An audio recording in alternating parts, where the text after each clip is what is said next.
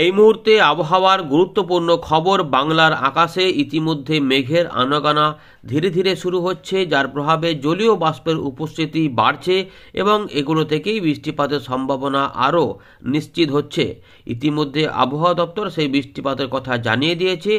বৃষ্টিপাত কোন সময়গুলোতে বেশি হতে পারে আমরা এখানে নতুন করে আলোচনা করব। এখানে নতুন আপডেট চলে এসেছে, সেই আপডেট অনুযায়ী কোন কোন জায়গাতে আপনারা দেখতে পারবেন যে বৃষ্টিপাত হবে এবং 3 দিনের মধ্যে কোন কোন দিনে কোন জেলাগুলোতে বা জায়গাগুলোতে বেশি হতে পারে সেগুলো আপনারা জানতে পারবেন। আপনাদের দেখাবো ইতিমধ্যে যে বৃষ্টিপাতের কথা বলেছে আবহাওয়া দপ্তর, যে মধ্য ভারত থেকে এই পশ্চিমের দিক থেকে মধ্য ভারত হয়ে পূর্ব উত্তর পূর্ব দিক বরাবর এগিয়ে যাবে অক্ষরেখা বরাবর যে মেঘ, সেই তাতে কিন্তু এই বৃষ্টিপাত ঘটার সম্ভাবনা আরও বাড়ছে। ইতিমধ্যে এই যে জলীয় বাষ্প প্রবেশ হচ্ছে তার প্রভাবে ঠান্ডার ভাবটা আগের থেকে আস্তে আস্তে কমতে থাকবে। 3 দিনের মধ্যে তাপমাত্রা বেড়ে যাওয়ার কথা জানিয়েছে আবহাওয়া দপ্তর, সেভাবেই কিন্তু আস্তে আস্তে এগোচ্ছে। রাত থেকে সকালে একটু ঠান্ডা ঠান্ডা ভাবটা অবশ্যই থাকবে, কিন্তু দিনের বেলার দিকে সেরকম ঠান্ডা ভাব মোটেই থাকার কথা নয়। তবে যেহেতু এখন একটু আংশিক মেঘলা ভাব বা মেঘলা মেঘলা ভাব থাকবে, তাই বেশ কিছু মানুষের যাদের মেঘ হলে একটু অসুবিধা হয় তাদের ক্ষেত্রে এটা একটু সতর্কতার ব্যাপার রয়েছে। এবারে বৃষ্টিপাতগুলো কোথায় কেমন হবে সেটা আমরা দেখে নেব। উত্তরবঙ্গের তুলনায় দক্ষিণবঙ্গে বৃষ্টিপাতের সম্ভাবনা বেশি রয়েছে। এর পাশাপাশি উত্তরবঙ্গের মালদা এবং দক্ষিণ দিনাজপুরের দিকে সম্ভাবনা রয়েছে। এর পাশাপাশি বাংলাদেশেও কিছুটা বিক্ষিপ্ত হতে পারে এদিক ওদিক করে। আর গাঙ্গেয় পশ্চিমবঙ্গে কোন কোন এলাকাতে হবে চলুন সেটা আমরা দেখি। তো বন্ধুরা, আমরা চলে এলাম ওএনডির লাইভ স্ক্রিনে। ইতিমধ্যে আমরা প্রথমে একটু দেখে নিই যে তাপমাত্রা কীরকম থাকতে পারে। তাপমাত্রা জানার জন্য আমরা একটা কাজ করি, সবথেকে ভালো হচ্ছে একটা জায়গা ক্লিক করে দেখে নিই কী হতে পারে। ধরে রাখুন পুরুলিয়া, একদম পশ্চিমের দিকের এলাকাতে আমরা ক্লিক করলাম, তো দেখতে পাচ্ছি মোটামুটি আংশিক মেঘলা আকাশ থাকবে।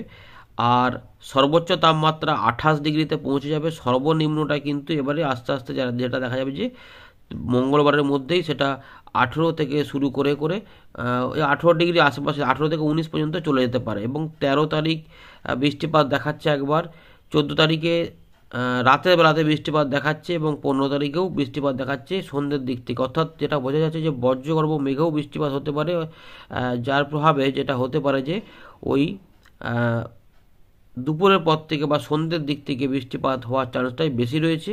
এরপরে 16 তারিখে আবার রোদ ঝলমলে আকাশ শুরু হবে এবং এই সময়কালের মধ্যে তাপমাত্রা কতটা নামতে পারে, 18 তারিখের দিকে জলীয় বাষ্প কমে যেতে পারে এবং 12 ডিগ্রিতে পৌঁছতে পারে। কিন্তু 19 তারিখ থেকে তাপমাত্রা আবার দেখা যাচ্ছে যে ঊর্ধ্বমুখী হতে শুরু করবে, অর্থাৎ 14 ডিগ্রি, 16 ডিগ্রি, 18 ডিগ্রি এইভাবে উঠতে থাকবে, এমন সম্ভাবনা রয়েছে।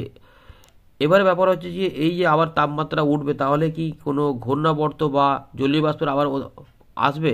তো মাসের এই তৃতীয় সপ্তাহের দিকে আমরা যদি দেখি তাহলে দেখা যাচ্ছে যে জলীয় বাষ্পযুক্ত যে হাওয়া সেটা কিন্তু আবার বাংলার দিকে যাচ্ছে, অর্থাৎ এইখানে আবারও নতুন করে কিছু বৃষ্টিপাতের প্রকোপ আসতেও পারে।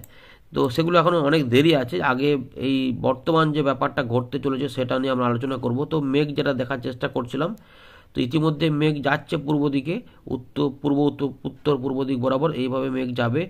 12 তারিখে বৃষ্টিপাতের সম্ভাবনা সেভাবে নেই, তবে ঝাড়খণ্ড সংলগ্ন এলাকাতেও কিছু কিছু অংশে নামতে পারে, উড়িষ্যার দিকেও হতে পারে। এইবারে 13 তারিখের দিকে কিছুটা পশ্চিমের দিকে জেলাতে বৃষ্টিপাত হতে পারে, বাকি অংশে নাও হতে পারে।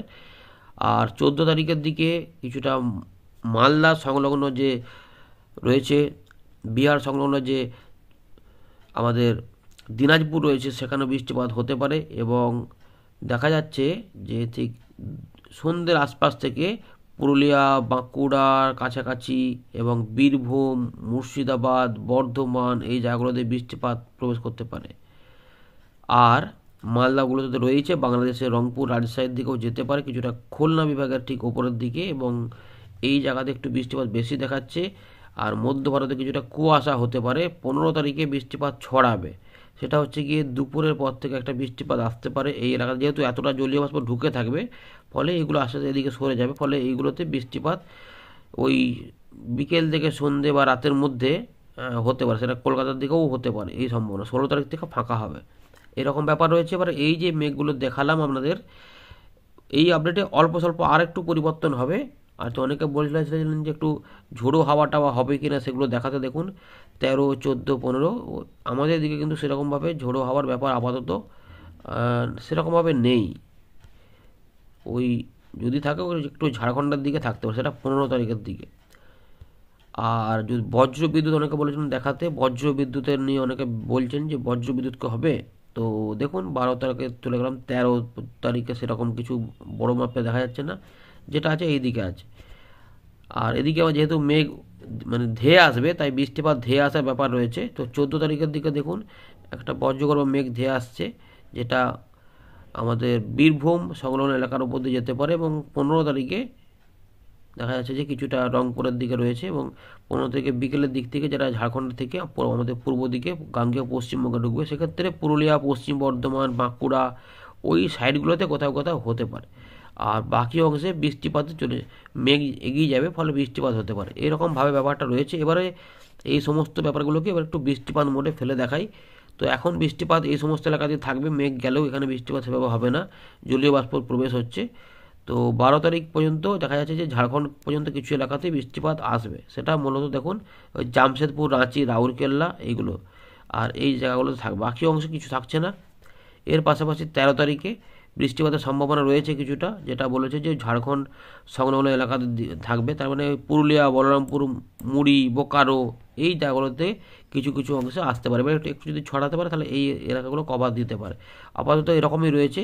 তো 13 তারিখে বৃষ্টিপাতের সম্ভাবনা এদিকে সেভাবে কিছু নেই, কিন্তু মেঘলা মেঘলা ভাব থাকতেই পারে, যেহেতু এইগুলো এদিকে সরবে। ফলে দেখুন 13 তারিখে দুপুরের পর থেকে বাঁকুড়া আশপাশ পর্যন্ত একটা মেঘলা আসছে, যে পুরুলিয়া বাঁকুড়া ধরে।